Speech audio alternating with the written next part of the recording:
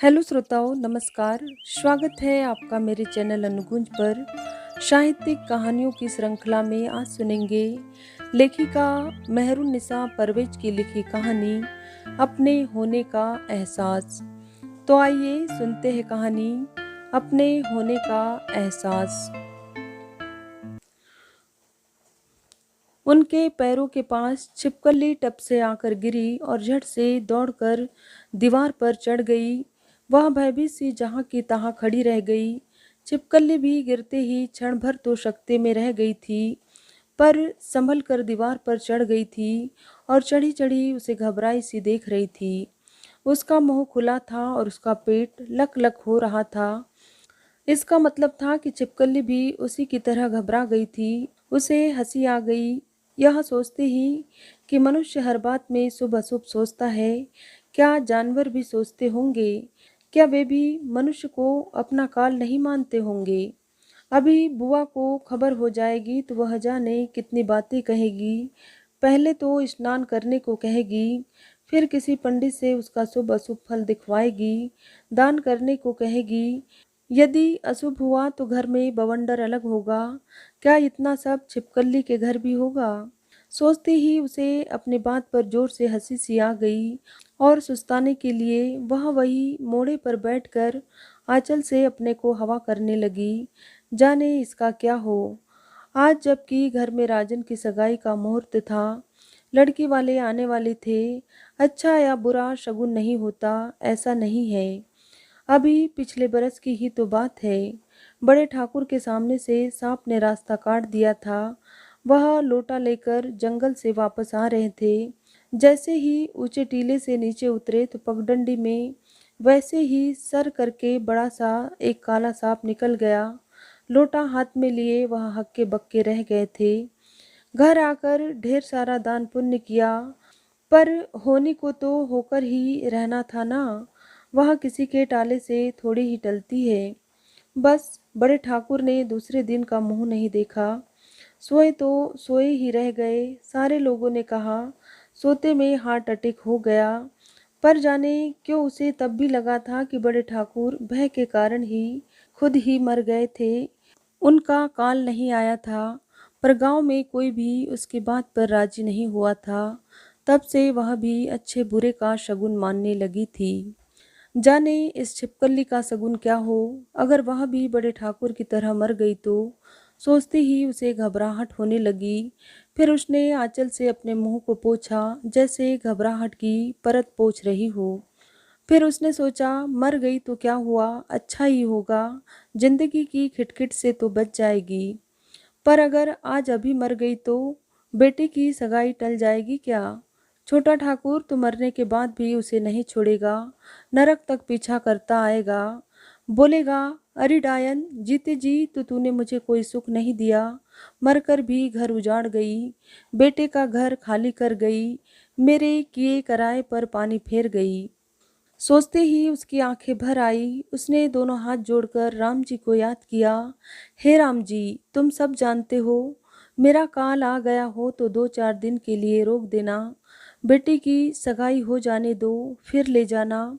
भले ही अगले जन्म के दिन कम कर लेना, पर ऐसी अनहोनी मत कर देना, नहीं तो मेरे मुंह पर लगा कलंक कभी नहीं धुल पाएगा। प्रार्थना करके जैसे उसके जी को चैन आ गया, उठकर उसने भीतर रखे घड़े से एक गिलास पानी लिया और बाहर आकर कुल्ला करके मुंह पर गीला हाथ फेर कर गट गट कर पानी पी गई। पानी पीकर जी को चैन मिला। हाँ, पानी पी लिया, अच्छा हुआ, वरना अभी काल आ जाता तो प्यासी ही रह जाती ना। सोचते ही उसे फिर घबराहट होने लगी।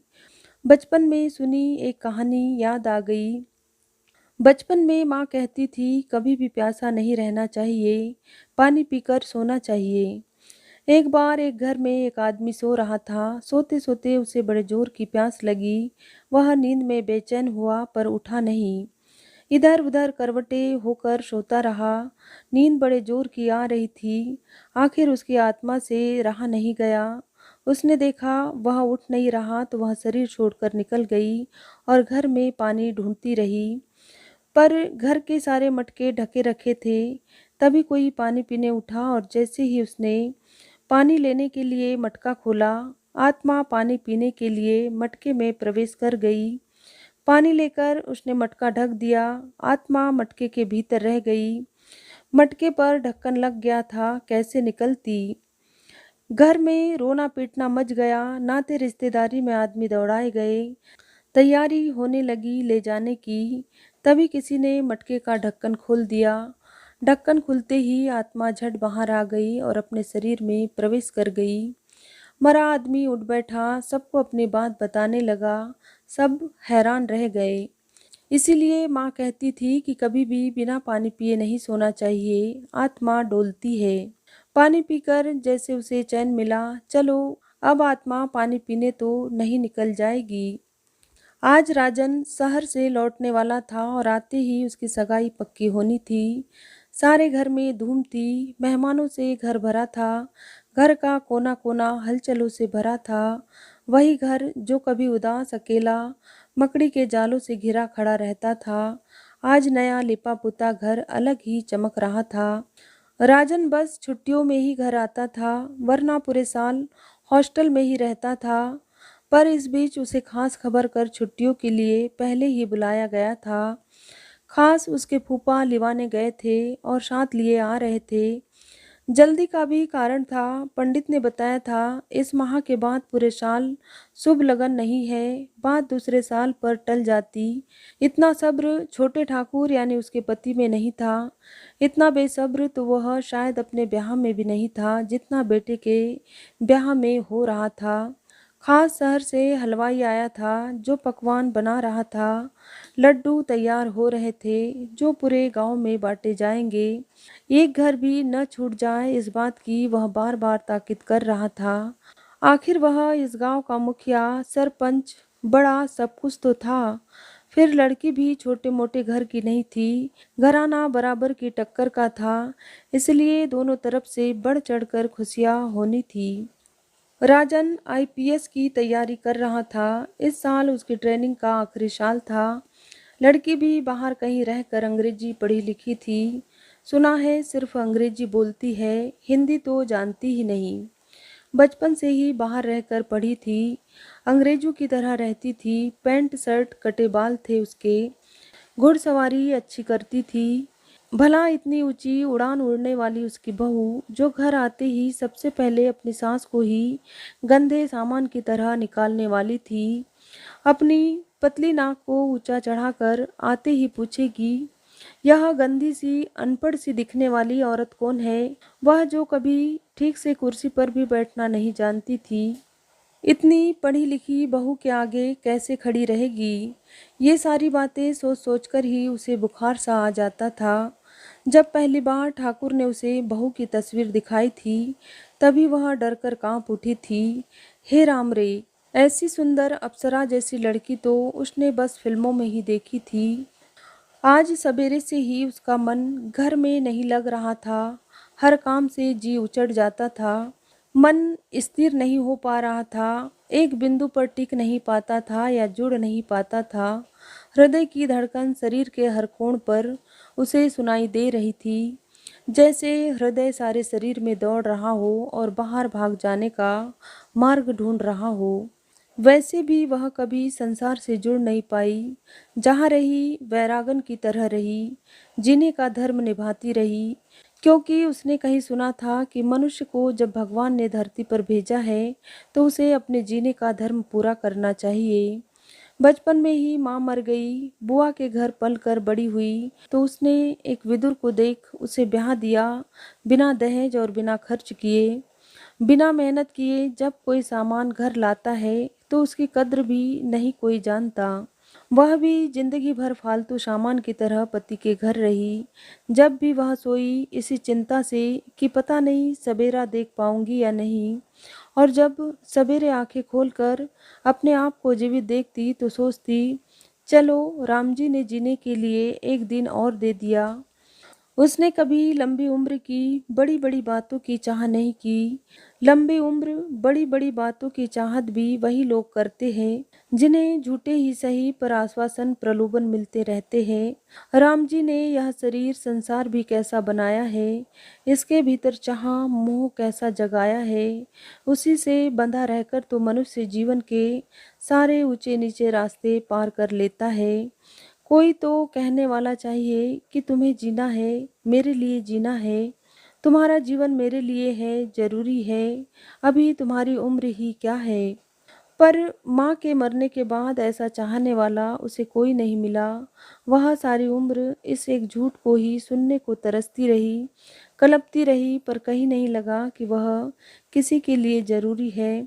उसके लिए ही हर वह घर जरूरी रहा जहाँ वह थी, वरना वह जाती कहाँ। इसीलिए जीवन के खूंटे से बंधी रही कि कोई तो चारा डाल जाएगा। सारी उम्र वह खुद झूठ के घर में जीती रही, जहाँ रत्ती भर भी किसी ने उसकी परवाह नहीं की। पर मनुष्य का जीना भी कितना जरूरी है कि जीने के लिए मजबूर होना पड़ता है। यह बात उसने केवल अपने जीवन से ही सीखी थी। सारी उम्र अपमान सहकर कोई नहीं जी पाता, पर उसे सहना पड़ा, जीना पड़ा। जीवन के नाटक का असली पर्दा उठने वाला था। जिस भय से वह सारी उम्र भयभीत रही, आज जैसे वही उजागर होने वाला था। जिस बेटे का, जिस झूठ का टेका लेकर वह आज तक खड़ी रही, आज जैसे वही टेका, वही लाठी उसकी मृत्यु का कारण बनने वाला था। अब जीवन में कुछ नहीं रह गया था, सब शेष होने वाला था। सारी उम्र वह इसी अंत का ही तो उल्हाना सुनती आई थी। आज उसका खून, उसका जिगर का टुकड़ा ही उसे लात मारने वाला था, अपमानित करने वाला था। आज राजन की सगाई वाला दिन था। जीवन भर कोसने काटने वाला पति जो सारी उम्र उससे बैर पाले रहा, आज अपने मन की करने वाला था। उस दिन मूंज की खाट पर बैठकर हुक्का पीते हुए उसका पति चीख चीख कर उससे बोला था, मैं जो खुद सारी उम्र नहीं पा सका, अब बेटे के माध्यम से पा जाऊंगा। सारी उम्र मैं जिस तृष्णा से प्यासा रहा, आज वही प्यास बुझाऊंगा। ऐसी बहू लाऊंगा जो तुझे सिर्फ नौकरानी की तरह ठोकर मारेगी। वह धरती पर औंधी पड़ी रोती सिसकती रही। जूते पहने लातों की मार ने शरीर का अंग अंग दुखा दिया था। शरीर को इसलिए बेदम होकर धुना गया था क्योंकि उसके हाथ से चिलम टूट गई थी। चिलम का बदला उसके शरीर को कूट कर निकाला गया था। जन्मते ही पिता मर गए, थोड़ी बड़ी हुई तो माँ चल बसी। बुआ ने मनहूस कह कह कर पाला। बड़ी हुई तो पति के घर भेज दिया गया, फिर पलट कर किसी ने मायके की दहलीज खूंदने नहीं दी। खरीदी लौंडी की तरह उसे लोग खरीदी पत्नी बना कर ले गए, जिसकी बोटी बोटी पर उसका अधिकार था। बस केवल सासें उसकी अपनी थी, पर वह भी कभी कभी उनके डर से उसके शरीर में ऐसे फड़फड़ाती जैसे पिंजरे में मैना फड़फड़ाती है। जीवन में दुख सुख सुनने बतियाने वाला भी कोई होता है, यह उसने कभी नहीं जाना। बस देह की भाषा ही वह जानती और पहचानती आई थी, जैसे यही उसने जीवन में पढ़ना जाना था। पति रोबीला ऊंची पूरी काठी का मर्द था। अपने माँ बाप का इकलौता बेटा होने के कारण सिर चढ़ा था, जिसने कभी अपनी जूती भी सीधी नहीं की थी। पति के रूप को उसने घर में चिल्लाते दहाड़ते और मित्र मंडली में बैठकर ठहाके मारते देखा व जाना था।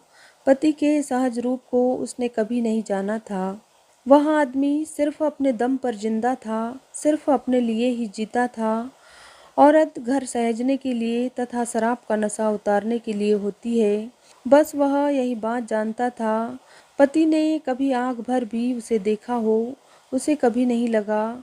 बाहर की ही औरत देखने की चीज होती है, सिर पर चढ़ाने और आंखों में उतारने की चीज होती है। यह परिभाषा देख सुनकर ही उसकी अपनी देह मुरझाने लगी थी। सारी उम्र वह घर सहेजती जोड़ती रही, पर उसमें रहने वाले ने कभी इस बात को महसूसा नहीं। हमेशा कहा, औरत का तो यही काम है। बचपन में माँ कहती थी, दीमक घर बनाती है और उसमें रहता है सांप। दीमक सारी उम्र मेहनत करके घर बनाती है, पर जब वह तैयार हो जाता है तो सांप उसमें अपना डेरा डाल लेता है। उसे भी यही बात हमेशा औरत के लिए लगी। दीमक की तरह वह घर बनाती रही और सांप की तरह वह रहता रहा। शब्दों की भाषा तो कभी पति ने जानी ही नहीं। वह तो बस लात घूंसों और गालियों का प्रयोग ही जैसे जानता था। बाहर वालों के लिए वह रोबीला, शालीन, रुतबेदार, खर्चीला मर्द था जो बात बात पर हिसाब लेता था। मोहल्ले टोले की औरतों से वह खूब आंखों की भाषा एवं मुस्कुराहटों का आदान प्रदान करता था और घर आते ही उसका सिर चढ़ जाता था। सारी उम्र उसने उसे अनचाहे रूप से ही स्वीकारा और अनचाहे रूप से उसे खाने को टुकड़े देता रहा तथा बदले में उसे अपने एहसानों से कोंचता रहा और कहता रहा कि औरत को इतना ही तो चाहिए, इतने में ही तो वह निहाल रहती है। सारी उम्र वह बाहर रहा, बस रात को सोने के लिए घर आता। मेलों ठेलों में, नौटंकी में, महफिलों में, मित्र मंडली में वह सबसे आगे रहता और घर की दहलीज के भीतर ही उसका रूप कपाता था। वह हमेशा ऊंची उड़ान भरने वाला बाज पक्षी था और उसके पंजे में फंसी फड़फड़ाती एक चिड़िया मात्र थी वह। जीवन के प्रति उसकी बड़ी बड़ी उम्मीदें थी। वह बहुत सुंदर रूपवती कन्या से शादी करना चाहता था, परंतु भाग्य ने उसके साथ उस जैसी मामूली व साधारण सी कन्या को बांध दिया था।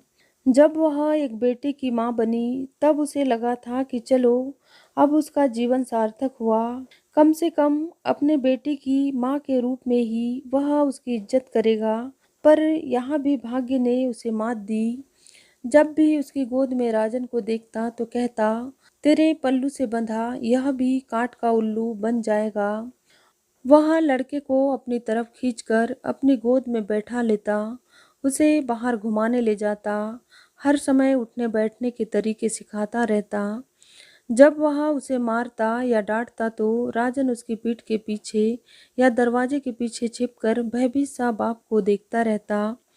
वह रात दिन उठते बैठते बेटे को डांटता, सलीका सिखाता, पर वह किसी बात पर डांटती तो झट से उसे उल्टा बेटे के सामने ही लज्जित कर देता। चल चल, तू क्या जाने, तेरे बाप के घर ऐसा होता होगा, यहाँ तो जैसा हम चाहेंगे वैसा ही होगा, क्यों बेटा। बच्चा भी सह पाकर खुश होता। वह जानती थी कि गलत बातों की सह पाकर लड़का बिगड़ जाएगा, पर वह मुंह नहीं खोलती थी। कभी कभी वह अकेले में बैठकर बेटे को समझाती बहलाती, पर लड़का बाप को देख झट उल्टा हो जाता। वह हर चीज की फरमाइश जिसे वह अकेले में मना कर देती थी कि बिगड़ न जाए, बाप के सामने करता तो उसे हुक्म दिया जाता कि तुरंत पूरी करो। लड़के को अपनी तरफ मिलाकर वह जैसे उसे और कुचलना चाहता था और अपने मन की करके प्रसन्न रहता, पर कभी बेटे से यह नहीं कहता कि ऐसा मत करो, माँ को जवाब मत दो। वह सहमी सी अपनी दूसरी हार को भी स्वीकारती जा रही थी। पत्नी होने का अधिकार कभी उसने जताया नहीं, अब माँ होने का एहसास भी भूलने लगी थी। पर जब लड़का उसकी मर्जी के खिलाफ चलता तो वह उसे यह कह कह कर खूब लताड़ता, ढीठ है, गंवार है, अच्छी औरत होती तो बच्चा भी लायक होता, डायन का बेटा डायन ही तो निकलेगा। यानी हर तरफ से उसे ही कोंचा जाता, अपमानित किया जाता। अपनी दयनीय स्थिति पर बस रोकर चुप हो जाती। पति उसे अंग्रेजी बोलचाल तहजीब सिखाना चाहता और वह उसे अपना घरेलू धार्मिक ज्ञान। आखिर पति ने देखा कि घर में रहकर बेटा सुधर नहीं सकता। वह हाथ से रोटी खिलाती और अपने पास सुलाती थी, तो उसने उसे पढ़ने शहर भेज दिया। जिस दिन राजन गया, जाते समय उसका पल्लू पकड़कर खूब रोया था, परंतु पति के आगे उसकी एक न चली और राजन को जाना ही पड़ा। वह भी चुप रह गई थी। जन्म देना केवल माँ का धर्म था, पालना पिता का धर्म। नियम कायदों में कैद वह सिर्फ छटपटाती रह गई थी। राजन छुट्टियों में ही घर आता था, पर आते ही वह उससे लिपट जाता। वह ज़्यादा से ज़्यादा अपना समय माँ के साथ बिताना चाहता। राजन जैसे जैसे आगे बढ़ता गया, बाप का घमंड और बढ़ता गया। वह दम साध कर चुप हो गई थी, मानो उसे किसी से कुछ लेना देना न हो। पर जब राजन आईपीएस में आ गया तो बड़े बड़े घर की बात आने लगी। बाप गज भर की छाती लेकर बड़ी बड़ी बातें करने लगा। लोग उसके आगे पीछे घूमते थे। तब वह सहम जाती, कहीं ऐसा न हो कि ज़्यादा ऊंचा उड़ने की कोशिश में लड़के की जिंदगी बर्बाद हो जाए। देखो राजन की बात जहाँ कर रहे हो, क्या वह यहाँ निभ जाएगी? आखिर उसने एक दिन डरते डरते कहा।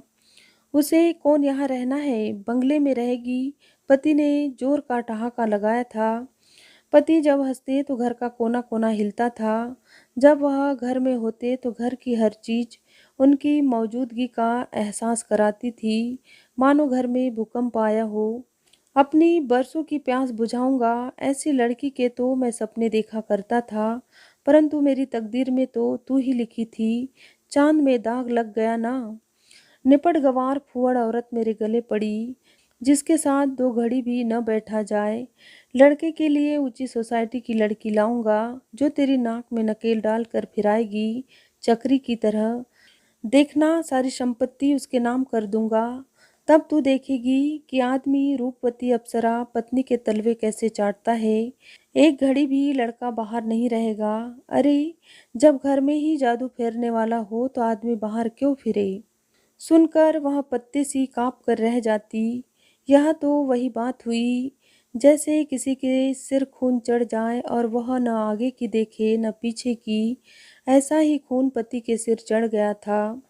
बोतल खोलकर वह गटागट पी जाता और मेले की नौटंकी में देखी पतुरिया को याद कर करके बर्राता। है जालिम, क्या नाचती है, क्या बालिश्त भर की कमर है कि एक हाथ में सिमट जाए, क्या उठान है, क्या अदा है, कलेजा काट कर रख दे।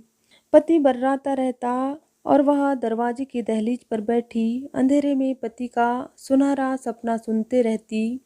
उसे पता है अब थोड़ी देर बाद उसे उसकी आवश्यकता होगी, तब वह उसके इसी घिनौने शरीर से खेलेगा। चढ़ी पतंग को रोज उतारना ही उसका काम था। घर जाने किसने इसका नामकरण किया होगा, पर जिसने भी किया है बहुत सुंदर नाम दिया है। जीभ पर आते ही शहद की एक मिठास सारे शरीर में उतर जाती है। पर घर सिर्फ दीवारों का नाम नहीं है। घर तो बनता है घर में रहने वालों से। बचपन से ही वह अपने घर के तलाश में थी, जहाँ की दीवारों का निर्माण घर वालों ने किया हो, जहाँ सब एक छत के नीचे माया मोह में बंधे रहते हो। पर तकदीर का खेल देखो, राम जी ने संसार दिया, शरीर दिया, चाहत जगाने वाला मन दिया, पर रहने के लिए एक सुरक्षित घर नहीं दिया, जहाँ वह आग भर सो सकती हो। घर का चौका एक बार जलाया जाता है और सब इकट्ठे होकर भोजन कर लेते हैं, तब उठा दिया जाता है। 24 घंटे नहीं जलता कि जब चाहा होटल मेले की तरह आकर खाते रहे। घर में रहने के लिए घर की मर्यादाओं को भी निभाना पड़ता है। घर और होटल के अंतर को समझना जरूरी है। वैसे ही जैसे पत्नी और पतुरिया में अंतर होता है। ये बातें वह कभी पति से कह नहीं पाई और न ही उन्होंने कभी इन बातों को समझना चाहा। बस वह तो मन को यही कहकर समझा लेती कि राम जी ने उसे समझ दी है, इसीलिए तो दुख भी दिए हैं। हरामखोर, कहाँ से ले आया रे यह पतुरिया? पति की चीख सारे घर को कपा गई थी। वह अपने विचारों की धारा में बहती शायद बहुत दूर बह गई थी कि अचानक पति की कर्कश रोबीली आवाज से अपने विचारों की तपस्या से जागी तो लगा बाहर कुछ घटा है। पर क्या घटा है, यह बात वह समझ नहीं पा रही थी। न ही यह समझ पा रही थी कि पति, जो सुबह से ही धोती कुर्ता पहने खुश घूम रहे थे, अचानक किस बात पर इतना गर्म हो रहे हैं। कहीं उस रसोइये ने लड्डू तो नहीं बिगाड़ दिए? पर यहाँ पतुरिया शब्द किसके लिए कहा गया है? बापू, जबान रोक लो। राजन की चीख सुनाई दी। पतुरिया किसे कह रहे हो? यह नौटंकी की पतुरिया नहीं, तुम्हारी बहू है। मेरे सम्मान के साथ इसका भी मान है, नहीं तो बेटे का मुंह उम्र भर देखने को तरस जाओगे। हे राम जी, यह तो राजन बिटवा की आवाज है। उसने जोर से अपने कलेजे को दोनों हाथों से दबा लिया। बाहर क्या हुआ रे, कोई तो कहे। किसकी आज्ञा से तू इसे यहाँ लाया रे? क्या इसलिए मैंने तुझे बाहर रख कर इतना पढ़ाया लिखाया था कि तू बड़ा होकर बाप के सामने किसी का भी हाथ पकड़ कर ले आएगा? पति दहाड़ रहे थे। जैसे शेर की दहाड़ सुनकर हिरन जान बचाकर जंगल में इधर उधर भागते हैं, वैसे ही लोग जहाँ के तहाँ हैरान परेशान खड़े रह गए थे। मैंने कोर्ट में इससे शादी की है, यह मेरे साथ पढ़ती थी, शादी मेरी होनी थी, सो मैंने अपने मन से कर ली। इसमें इतना बावेला खड़ा करने की क्या जरूरत है? कोर्ट मैरिज, पति गरजे, अंग्रेजी पढ़ाई का यही नतीजा है क्या? गांव में कोर्ट मैरिज को कोई मान्यता नहीं, हम लोग इसे ब्याह नहीं मानते। बापू, जिस ऊंची पढ़ाई से आप मुझे बड़ा आदमी बनाना चाहते थे, उसी पढ़ाई ने मुझे कम से कम इतनी समझ तो दी कि अच्छा और बुरा पहचान सकूं। जिस औरत को आप उम्र भर चींटी समझकर पैरों तले रौंदते रहे, वही मेरी आराध्य देवी रही। माँ ही मेरा आदर्श रूप रही और मैंने उसी की तरह एक सीधी सादी लड़की को अपना जीवन साथी भी चुना है। तुम जीवन भर जिसके साए से मुझे दूर रखते आए, वही साया जीवन भर मुझ पर छाया रहा। मैं कभी उससे दूर नहीं हो सका। पतुरिया यह नहीं है। पतुरिया तो आप घर लाना चाहते हैं। अरे बेटा, मर्द रास्ते चलता है तो उस पर तितलियां मंडराती ही है। इसका मतलब यह नहीं कि हर तितली को घर ले आओ। पति चोट खाए सांप की तरह घायल होकर नरम होकर कुंडली मारने लगे थे। बापू, हर फूल पर तितली नहीं मंडराती। मैं तो बस माँ से आशीर्वाद लेने आया था, मुझे आपका आशीर्वाद भी नहीं चाहिए। वह अवाक, चुप, बेजान, शून्य सी होकर अपने उसी कोने में बैठी सब देख सुन रही थी। उसमें जरा सा हिलने की भी शक्ति जैसे शेष नहीं रह गई थी। जीवन की हर घटना का हमेशा मुख्य मोड़ वही हो जाती थी, जैसे उसे ही चिढ़ाने दिखाने के लिए सारी घटनाएं घटती रही है। और आज भी भरी बिरादरी में जैसे उसी को लेकर बातें कही जा रही थी। उसे लगा यह भी उसे ही चिढ़ाने के लिए ही है। माँ, आशीर्वाद दो, कहता राजन उसके पैरों की तरफ झुक गया। माँ, मैं तुम्हें लेने आया हूँ, मेरे घर को तुम अपने हाथों से संवारोगी, मैं तुम्हें यहाँ अब नहीं रहने दूंगा। राजन के पीछे छीट के बूटों वाली साड़ी पहने मासूम आंखों वाली एक गुड़िया सी सीधी साधी सी खड़ी थी, हूबहू वैसी ही जैसी राजन जब छोटा था तो वह उसे दुल्हारते हुए कहती थी, ऐसी ही कबूतरी तेरे लिए लाऊंगी। पर घर में तो जैसे उसकी पसंद नापसंद कोई अर्थ नहीं रखते थे। बेटे के कहे शब्द अभी भी गर्म शीशे की तरह उसके कानों में गूंज रहे थे, जैसे शब्द शब्द न थे तोप के गोले हो जो दुश्मन को तोड़ देंगे। बेटे ने जैसे सारी उम्र की हारी बाजी को जीत में बदल दिया था, माटी की धूल को जैसे चंदन बना दिया था। वह क्या सुन रही है, क्या देख रही है, जैसे उसे अभी भी विश्वास नहीं हो रहा था। बेटा बड़ा होकर उसे मान सम्मान दिला सकता है, यह तो वह सपने में भी नहीं सोच सकती थी। इसी को कहते हैं घूरे के दिन भी फिरते हैं। उसने निहाल होकर दोनों बाहों में बेटे और बहू को बांध लिया। रोम रोम में जैसे शंख बज रहे थे, आंखों में जैसे गंगा उमड़ रही थी। उसे आज पहली बार अपने होने का, जिंदा रहने का एहसास शिद्दत से हुआ था। धन्यवाद श्रोताओं। तो ये थी मेहरुन्निसा परवेज की लिखी कहानी अपने होने का एहसास। यदि कहानी आपको अच्छी लगी हो तो मेरे वीडियो को एक लाइक और चैनल को सब्सक्राइब जरूर करें। Thank you.